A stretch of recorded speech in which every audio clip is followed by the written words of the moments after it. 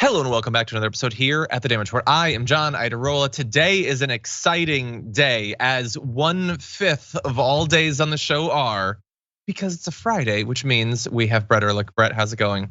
Oh, I'm so happy to be here in the neighborhood, just hanging out. Gonna close all these other windows so I can focus on my dear friend John Iadarola. Probably good. You know what? You are reliable. I can rely on you to focus on our show several seconds into the show, not in anticipation of it or anything like that, but that's something we have. At the very least, it was related to what we were talking about beforehand. So it's not like I was on the Rust server we just set up for TYT, which everyone can experience this evening on Game Busters.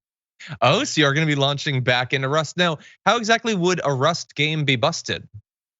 I don't know, but essentially we are trying to embark on a new journey where we are setting up our own society according to rules we lay out for ourselves to see what happens. The TYT utopia. A utopia? Tune in and find out.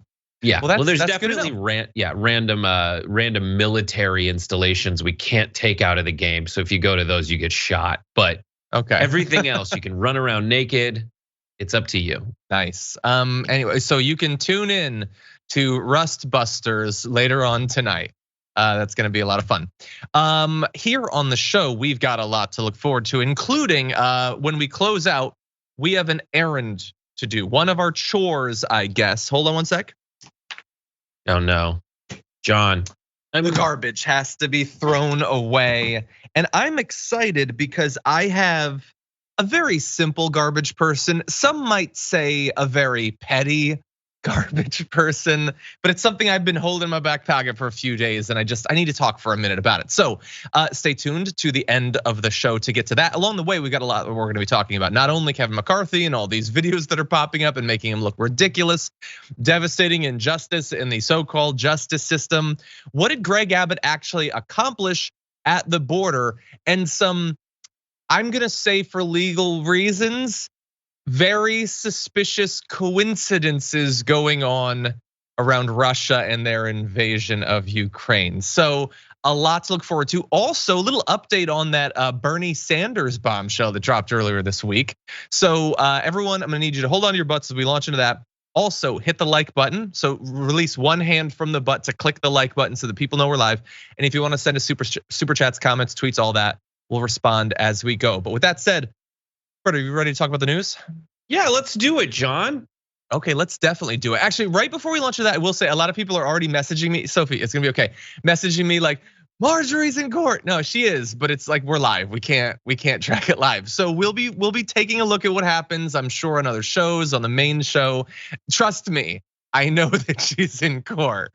And for raw footage, as soon as we have it, go to youtube.com/TYT investigates reports. Don't look at me like that. TYT investigates reports, because Josh DePeel, former intern for the Damage Report, is cutting little clippies up to put on throughout the day. He's already on it. So that's a great place to go for that and other supplements to things we'll have later in the show. So there you go. Well, that is awesome. I see actually, yeah, they've got some stuff that's been uploaded just recently. So everybody look into that.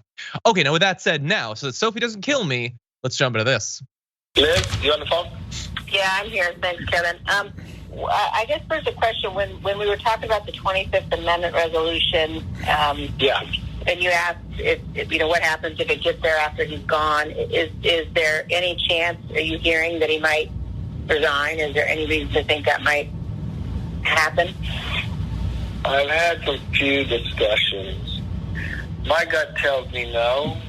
I'm seriously thinking of having that conversation with him tonight. I haven't talked to him in a couple days. So that is Kevin McCarthy. Way back in January of last year in audio that was released just in the last day, and the video that you just saw right there came from Rachel Maddow's show. Now, this video is important not only for the content in that Liz Cheney and Kevin McCarthy are talking about the possibility of invoking or encouraging the invocation of the 25th Amendment, which would have removed Donald Trump from power. But the mere presence of the video is significant, because it comes about after a fun little back and forth that we're gonna dive into it. Now, it started with reporting from the New York Times. in stuff that's going to be in a new book called "This Will Not Pass," because we're in a time in American politics where everything important is sat on for a year and a half to eventually come out in a book. Anyway, they revealed that in the days after the January 6th attack on the Capitol building, the two top Republicans in Congress, that is Senator Mitch McConnell as well as Kevin McCarthy, told associates that they thought Trump was responsible for inciting the riot and vowed to drive him out of politics. Specifically, Mr. McCarthy was reported to have said that he was going to push Mr. Trump to resign immediately. Quote, "I've had it with this guy," he told a group of Republican leaders. Now that was bombshell reporting, but at that point, all we had was the word of these journalists. And so Kevin McCarthy came out strong against it, putting out a statement calling the reporting totally false and wrong. His spokesman, Mark Bednar, denied that the Republican colleague told colleagues he would urge Mr. Trump to leave office. Quote, "Mr. McCarthy never said he'd call Trump to say he should resign." And it was like just a few hours after that the video came out. So here's a little bit of what was being referred to in the New York Times. From what I know of him, I mean, you guys all know him too. Do you think he'd ever back away? But what I think I'm going to do is I'm going to call him. This is what I think. No, it'll pass the House. I think there's a chance it'll pass the Senate even when he's gone. And I think there's a lot of different ramifications for that. Now, I haven't had a discussion with the Dems that if he did resign, would it not happen? Now, this is one personal fear I have. I do not want to get into any conversation about Pence parting, anything like that. I mean, the only discussion I would have with him is that I think this will pass, and it would be my recommendation we should resign. I mean, that would be my take, but I don't think he would take it, but I don't know. Okay, now just to be very clear, I see people in the chat saying, well, look, that doesn't mean that he actually had the conversation with Trump, which is true. But I want to go back to that last graphic. The spokesman didn't say, no, that's not true. He didn't talk to Trump about it. He said McCarthy never said he'd call Trump to say he should resign. And that is very, very highly specifically what is in that call. And McCarthy tried to deny that it happened. I guess he didn't know at that point that it had been recorded. So oops, they've got the receipts. And that is exactly what you said you were going to do. I have a lot more thoughts about this, but Brett, what do you make of it? Specifically, so this exposes what the difference is between Republican go-alongs in front of the cameras versus behind the scenes. Behind the scenes, in front of the cameras, they're gonna go out and say, like, listen, it isn't a big deal. Everybody is overreacting. The mainstream media is having a field day, and they have no right to because they're all owned, bought, and sold by liberals. But behind the scenes, even Kevin McCarthy understands the gravity of this situation and the unprecedented nature of the insurrection that took place on January 6th.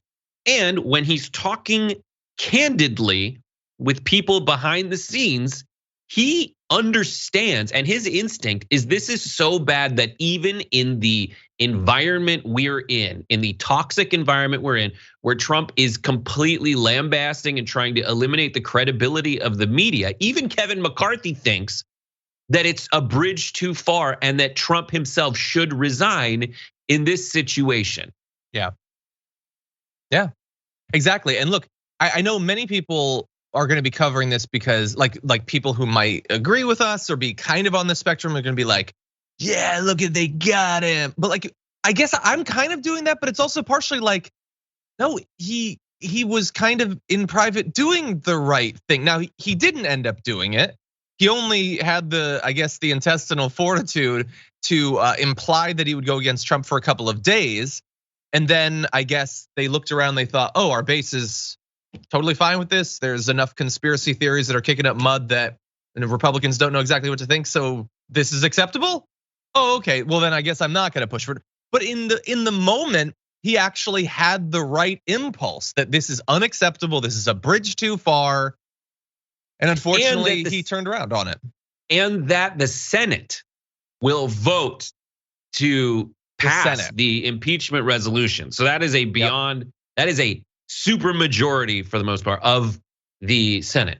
And it wouldn't happen, of course. That didn't actually happen. And in fact, in the 25th Amendment thing, even the House, only Kinzinger even ended up voting for it. But anyway, now really fast. You had seen when the reporting came out, Kevin McCarthy and his spokesperson were like, "That's a lie, a dirty lie, fake news. How could you do it?" Well, in response to the direct audio of him coming out, he did not immediately respond to a request for comment. So he didn't know exactly what to say. Now, a lot of people are wondering coming out of this, and by the way, we're gonna get to more of what was said by these different politicians in just one moment, but a lot of people are wondering, well, how are the Republicans going to respond to this? Are they going to try to take out Kevin McCarthy? It's interesting, they're starting to attack him a little bit. We'll get to something that Matt Gaetz said in a bit, but one thing I noticed was an article that was up on Fox News discussing this, and the article was, Kevin McCarthy rebuts New York Times reporting. That'd be very clear. The article was published at like 8:30 Pacific time this morning, which is like close to noon Eastern time.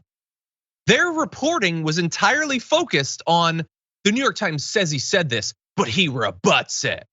This is hours and hours and hours and hours after the audio came out. That's not what the story is about anymore. It's no longer rebuttable. We can hear him say it, but the Fox News coverage sent the message to its fans that we don't know exactly. He's still saying he didn't say it. It felt like an oddly like a defensive move by Fox News to pretend that time had stood still before Rachel Maddow's show and there'd been no developments. Why else would you publish that article this morning, like 12 hours after the audio came out, Brett? I mean, I think we all know the answer. It's weird. It's just there's so much faith on the right that they can insulate all their people from any fallout. And there's a difference between that and the left. Like the left is so disparate and at its own throats. Yeah. And the incentives are different, right? Like the right has always been content to throw inedible benefits to their base. The red meat on the right does not result in full bellies, because the red meat, the things you throw at your base on the left results in food on the table, better jobs, a safer environment, things that you can actually enjoy in the physical realm. On the right, the red meat, it's free for them. They're like, no, it's not a big deal. People are trying to make your kids transgender and all this ridiculousness, and then they pass bills that don't result in any of that. On the left, we're all over the place, but at the very least, it's not that same dynamic. 100%. Yeah, 100%.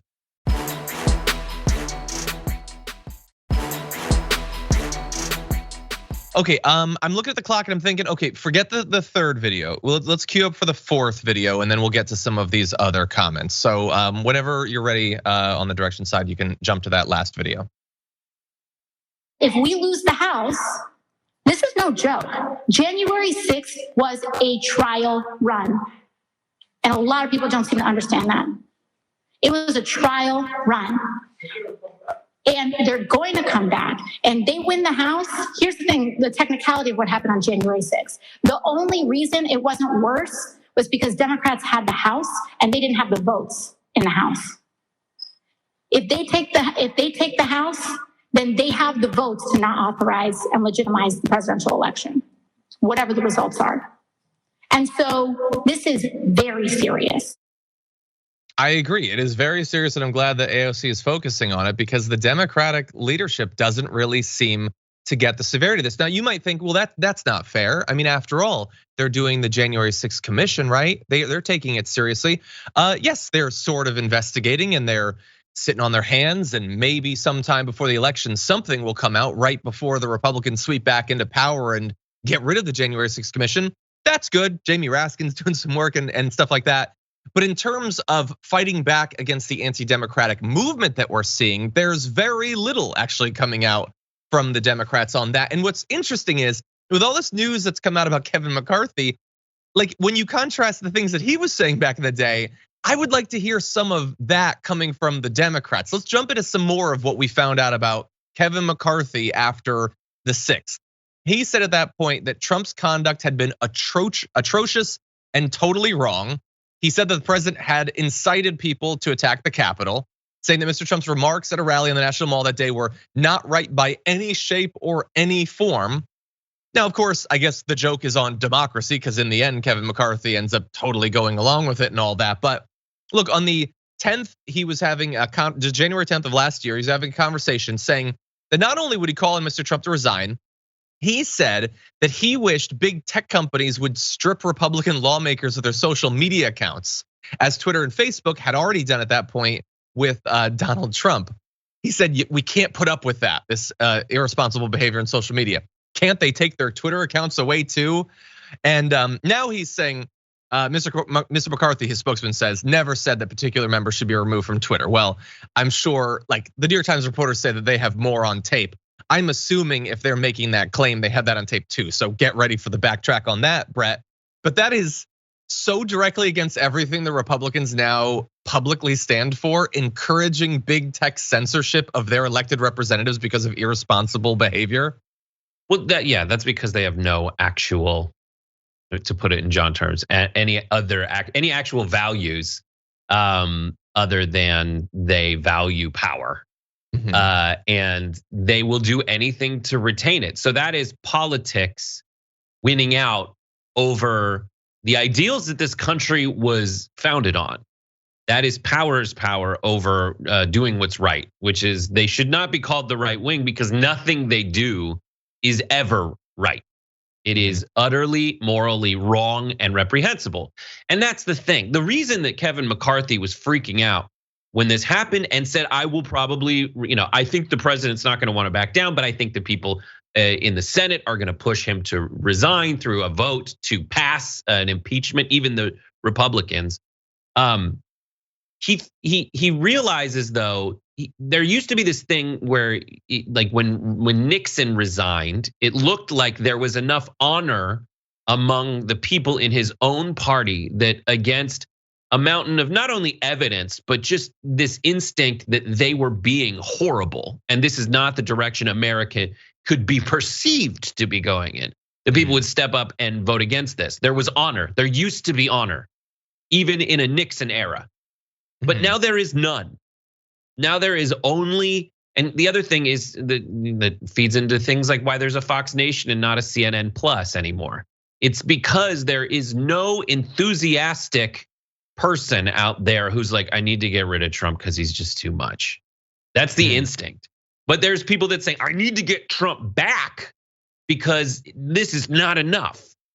Yeah. And I think that I also do look forward to the New York Times coming out and saying, yeah, here's more proof, and we're gonna keep releasing the audio of it until you stop denying it. Yeah, and whether that has any consequences for Kevin McCarthy, we're gonna have to see. I don't know. I mean, like it seems equally likely that in 2 days we won't even remember the story exists, or in 2 days Donald Trump will literally be doing rallies where the only thing he does is like set fire to an effigy of Kevin McCarthy. I don't know at this point.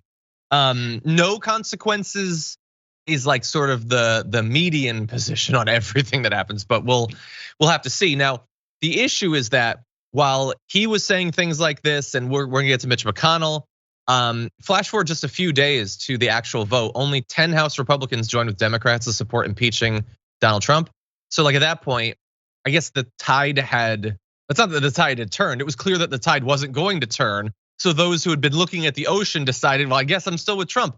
Because just by the end of that month, Kevin McCarthy, who was saying he was going to encourage him to resign and that it was atrocious behavior, unacceptable, no shape and form was it right, was going to Mar-a-Lago and just hanging out with him.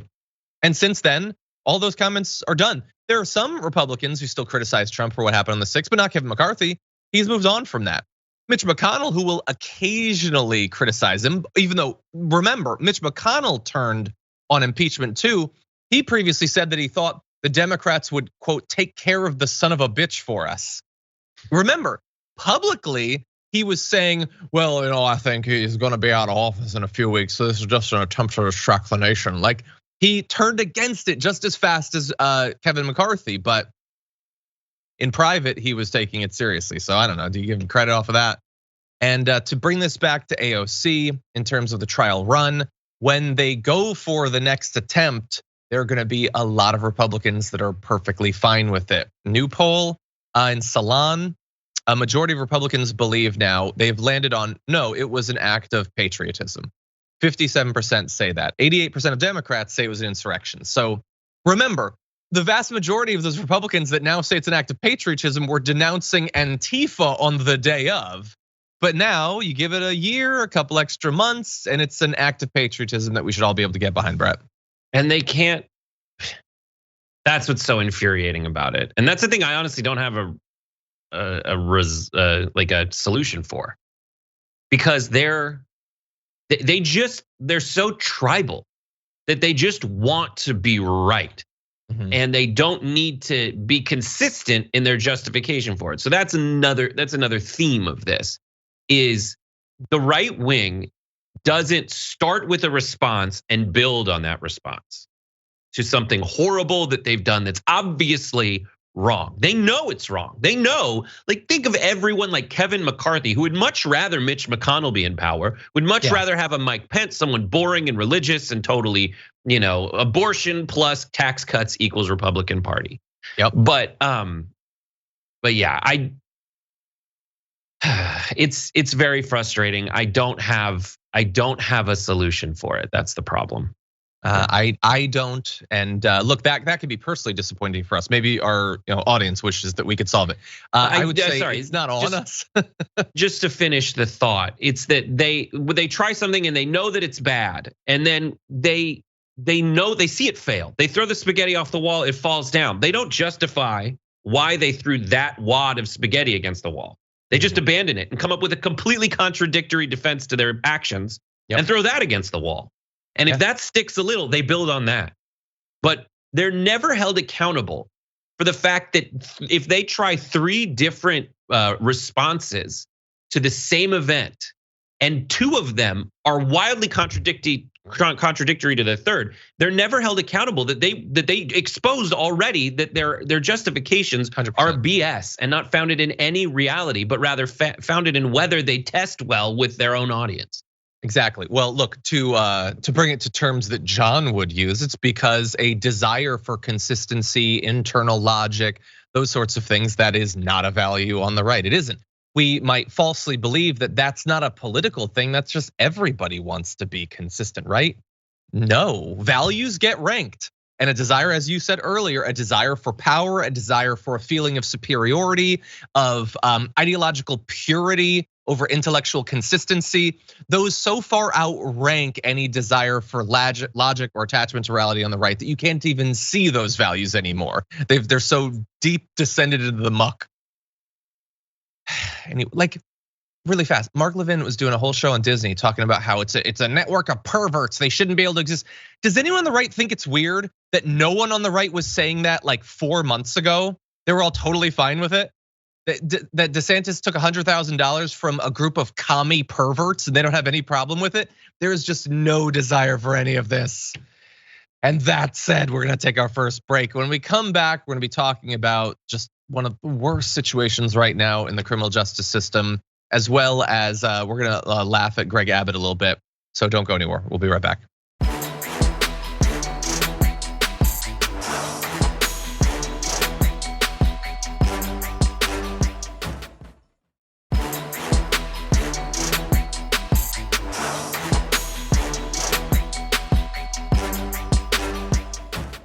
Okay, that was a weird break that we just had there, but we are gonna have to get it together because this is one of the roughest stories we're gonna be talking about, not just on today's rundown, but on the entire week. That said, it's important, so let's jump into it. At this point, when you're watching us, or at least when we're filming it, Texas is less than 1 week away from executing a woman named Melissa Lucio, a mother who was convicted of murder in the death of her 2-year-old daughter more than a decade ago. There's a chance that you're familiar with some of the details of this story. What you will find if you're not is that the more you hear about this, the more unacceptable them going forward with this is. Every detail just shows how little concern there was for getting to anything even approaching the truth of what happened in that tragic death. We're gonna give you some of the basic facts to understand this, but you saw there The Innocence Project, which is obviously working on this, putting out a photo of Melissa Lucio. Now, back in 2008, Melissa was sentenced to death in Texas for the murder of her 2-year-old daughter, Mariah, who died 2 days after a tragic fall. Now, what happened is the child fell down a flight of stairs while the family was moving homes in 2007. The toddler had a mild physical disability that made her unstable while walking and prone to tripping. 2 days later, she took a nap and didn't wake up, which is, no matter any other detail of the story, an absolute tragedy, clearly. But that does not mean that it's murder. And there's a massive difference between one of the worst tragedies that can regrettably happen to a family and then implying that it was purposeful, the result of abuse. Now, that is the direction that the Justice Department went in, or those investigating this. So authorities jumped in. They did not seem particularly interested in the disability that we mentioned earlier that might lead the child to be more prone to these sorts of falls. What they did was an incredibly coercive interrogation of Melissa Lucio. So it was over 6 hours long, late into the night. Already terrible conditions, especially for a mother who just lost her child. They used what's called the Reid technique, which since has been identified as leading to a number of different false confessions. I would find that to be unacceptable. My producer is pointing out that at that point she was also pregnant, so even more context to how devastating this interrogation was. They got in her face, they screamed at her, implying that she had to know what was going on, saying they had evidence that she was to blame for the death, which you cannot miss the fact that they did not. They are lying to her to get her to confess.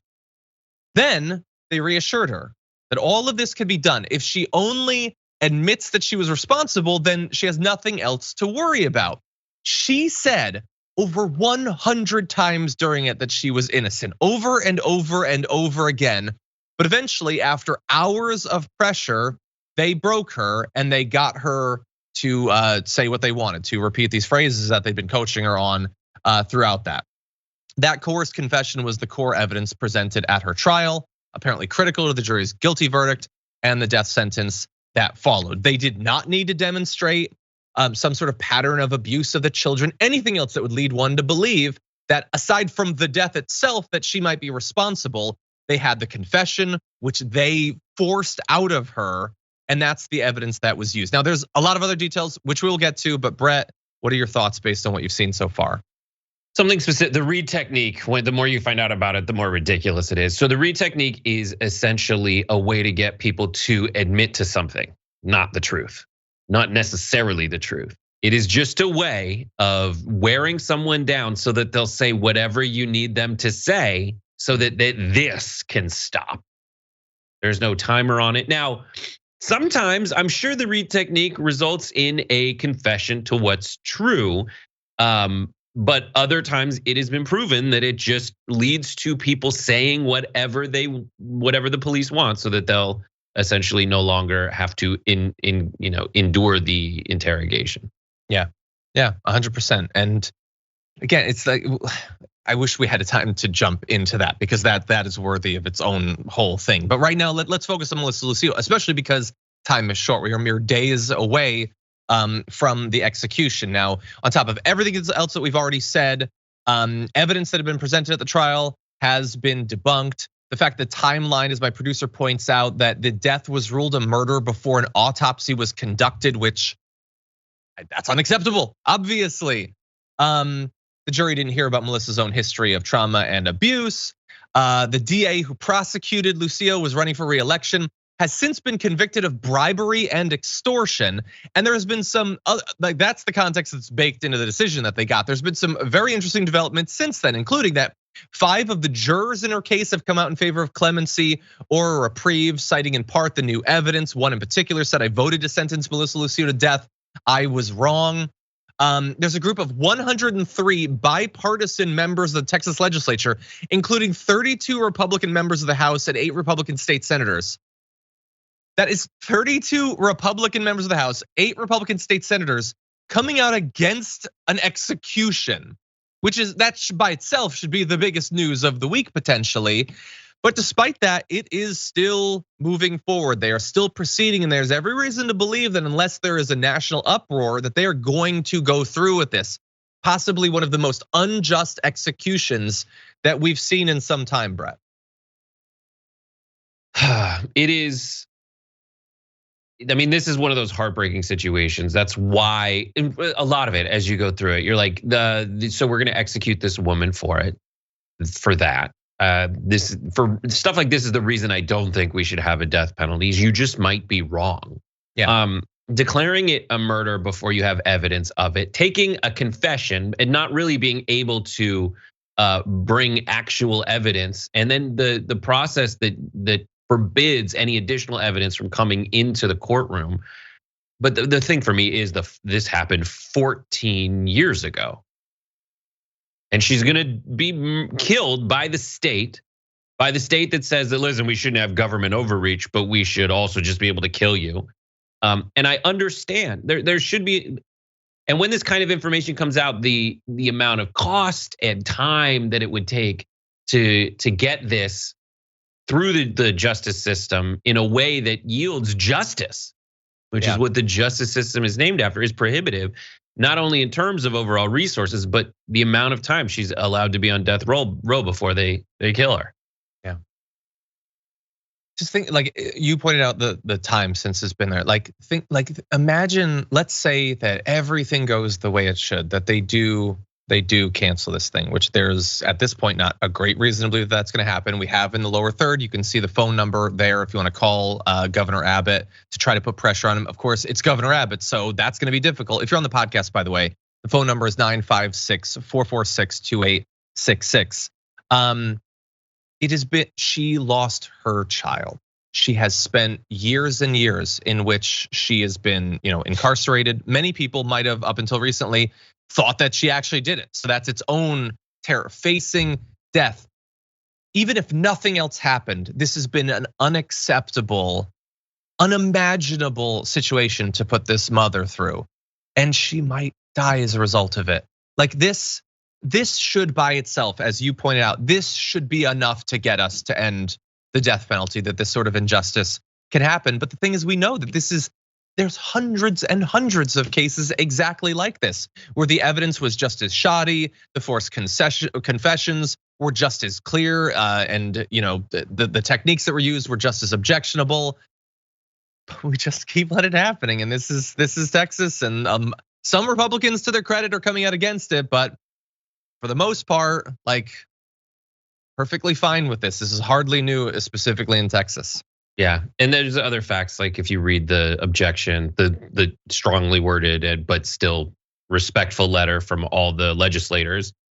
I think in there they point out that that her husband, who has a history of violence, has gone to jail and gotten out since then, and she's still there. Insane. And they just decide, and that's it. That's what's so frustrating. And then what is Governor Abbott going to do? Is he going to extend this? No, he's like, there's a brown person, we're going to put him in jail. Like, I don't lose any points for keeping that there. Plus, we get to kill someone, which they in Texas, his base loves. Yeah.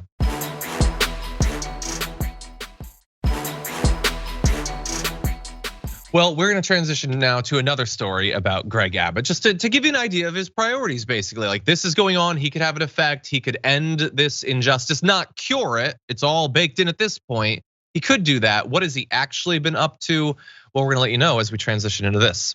Governor Greg Abbott had a stunt over the past few weeks that we've talked about multiple times. It was, he's going to shut down the border to put pressure on the Biden administration, make it seem as if Biden isn't doing much, and in the meantime, potentially cause some increased inflation, because since the trucks can't come in, products won't be available, prices will go up. Well, he ended up looking like the bad guy, not Joe Biden. And after just 9 days, he canceled it. But in that time, he was able to do some damage, not perhaps to Joe Biden's approval rating, but to his state and to the country. And we've got the facts for you. One economist has estimated that those needless inspections that Abbott started cost Texas alone $4.2 billion and the equivalent of 36,000 jobs. All told, for the country, the damage was estimated at $9 billion, which you gotta give him credit. That is an amazing impact in just 9 days, costing $1 billion a day for your stupid, pointless, totally like partisan stunt that he decided to pull there. That's not it, by the way, Brett. There's other bad details, but Like there's not a lot of opportunities to do that sort of damage in that short a period of time. Yeah, you gotta hand it to the guy. He must wake up very early in the morning. Must get up very early in the morning. $1 billion a day. And this is hilarious because this is the side of the aisle that says that they hate government waste. And this is the most interesting part of this is what is the left doing to point this out? I hope this story goes everywhere because this story gets to the heart of how ridiculous and stupid and contradictory people on the right who want to be president someday will go. You've got Abbott here, who has already said, listen, the government overreaches and it gets too crazy, and then says that he wants people to go break down doors to investigate parents who are like okay with their kid potentially, rumored has it, being transgender. And then he also wants to, he is so against inflation and all the supply chain issues that he is going to shut down in a way that the Border Patrol and Customs has said is you cannot recover from, slowing down the import of things into the country, things that are coming to become the economy.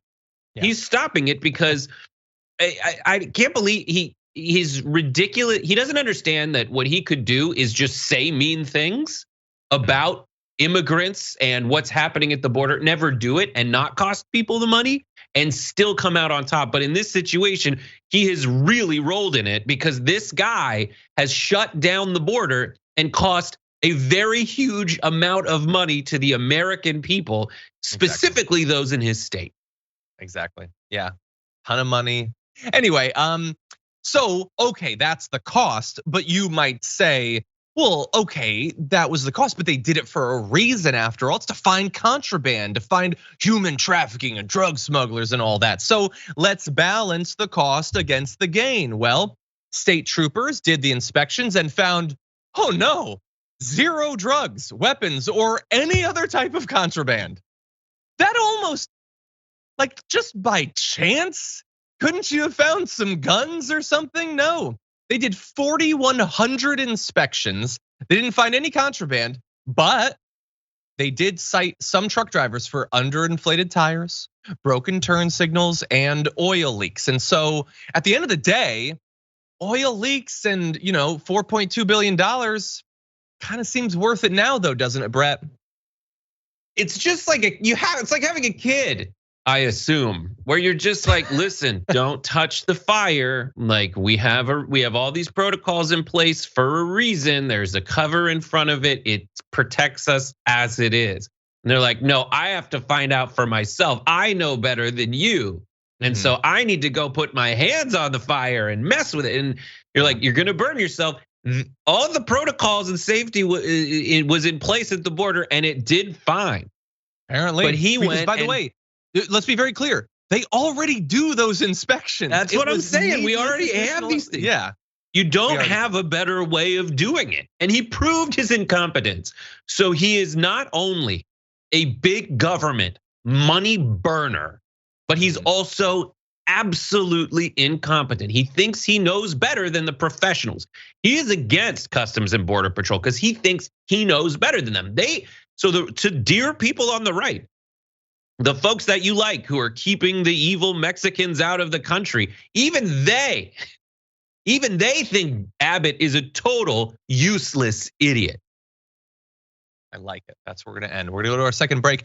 We come back, some really weird coincidences coming out of Russia having to do potentially with their war. I'm not saying anything. We're just gonna talk about some really interesting stories I found after this.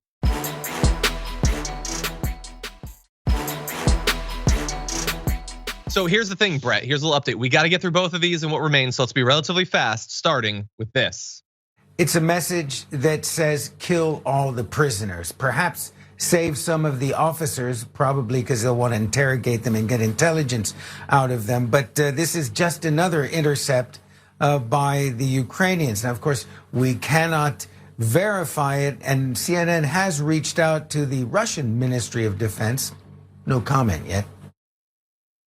Yeah, I have a feeling they probably won't be forthcoming. Now, that's a devastating revelation that they believe, and again, grains of salt on everything. We don't know for sure what to trust coming from any source, even from a guy who apparently is just a disembodied head floating in darkness, of exactly what is true. But they're saying they've intercepted communiques that the policy now is just to execute the prisoners. And by the way, that is consistent in what we have seen from the Russian forces for some weeks. But that is just one of a number of devastating and in some cases hard to process bits of news coming out of the war or on the periphery of the war. And I want to talk about a few. So there's apparently footage showing a chemical plant in Russia being set on fire. Take a look at this.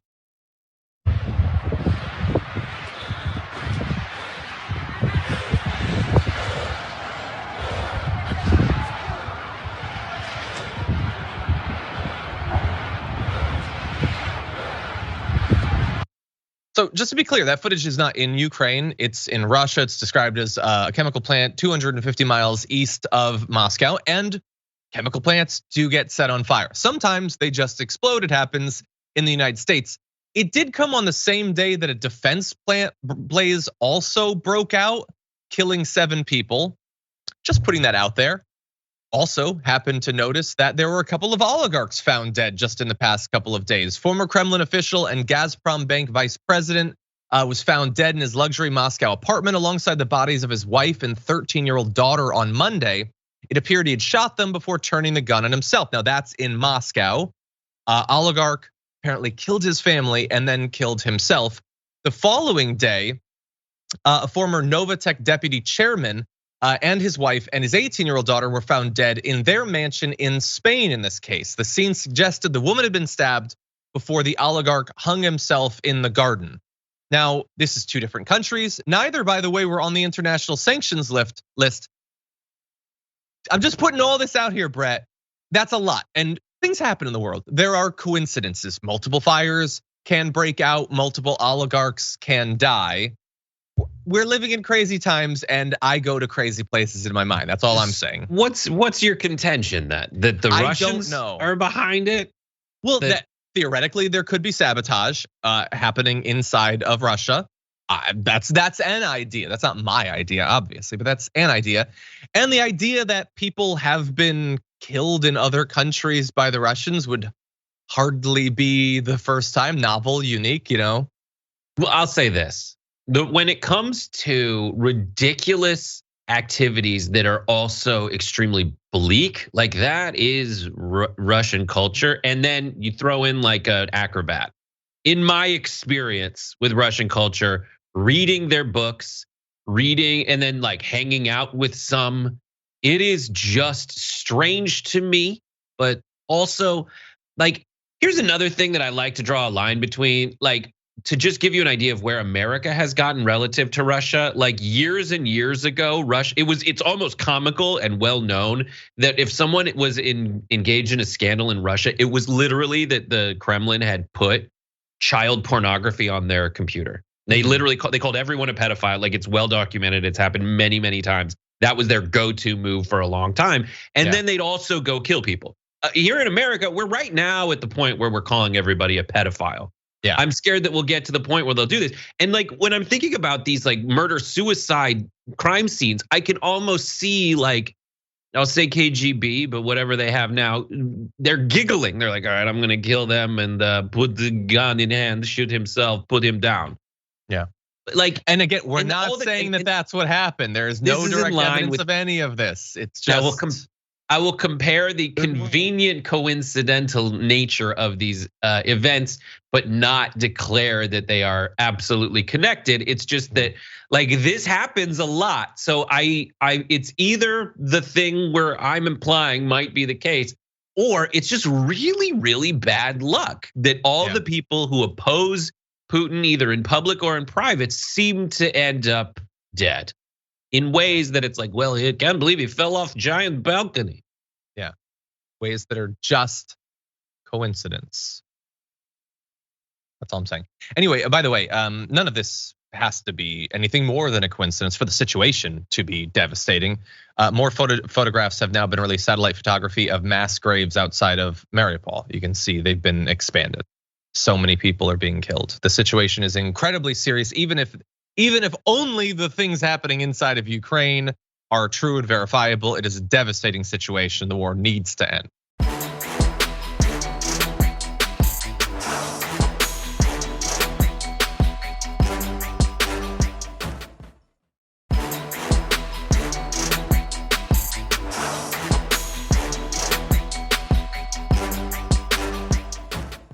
Now that said, we are going to move into a very different topic to close out our hour. Let's jump into this video.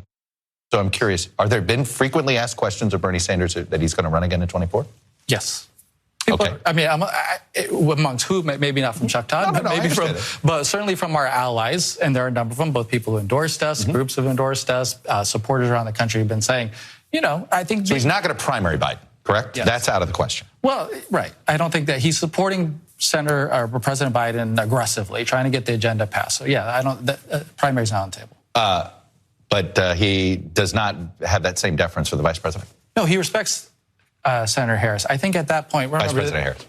Vice President Harris, of course. Yeah, thank you. I keep catching. I don't want to. Yes, that would get you in trouble. Yeah, of course, as it should. I think that the question on Vice President Harris issue to run, or anybody, is to just say, what are you going to run for?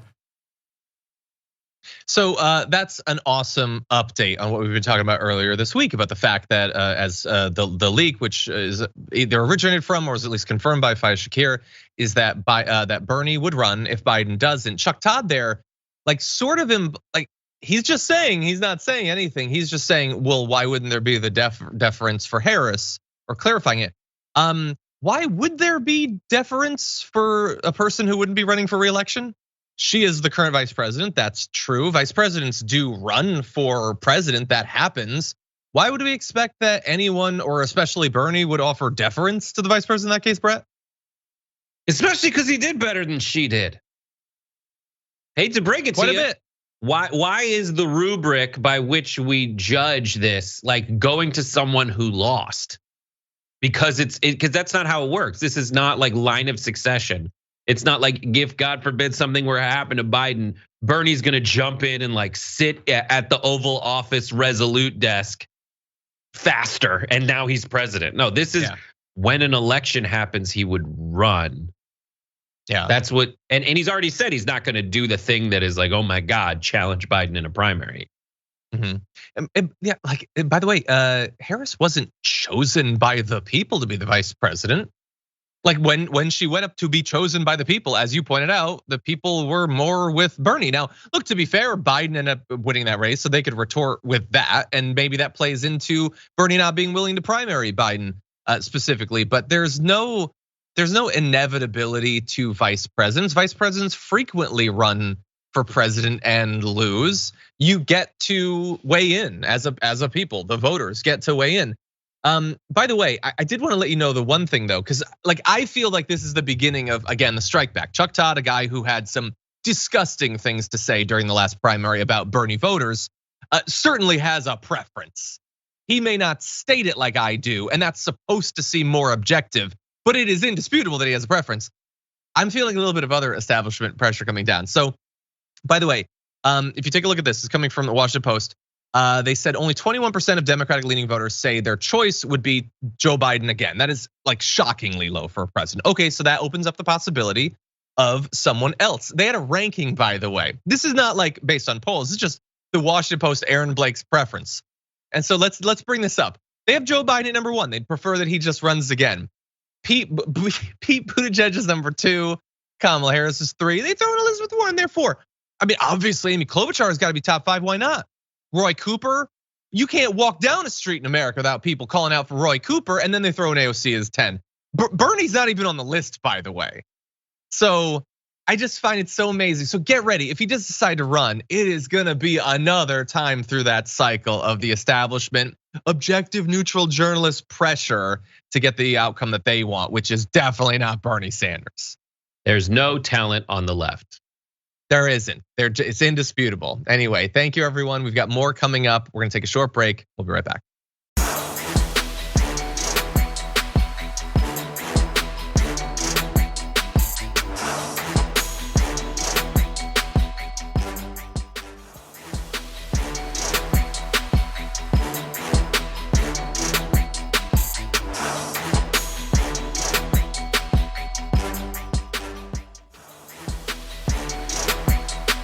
Thanks for listening to the full episode of The Damage Report. Support our work, listen ad-free, access members-only bonus content, and more by subscribing to Apple Podcasts at apple.co/TYT. I'm your host, John Adarola. I'll see you soon.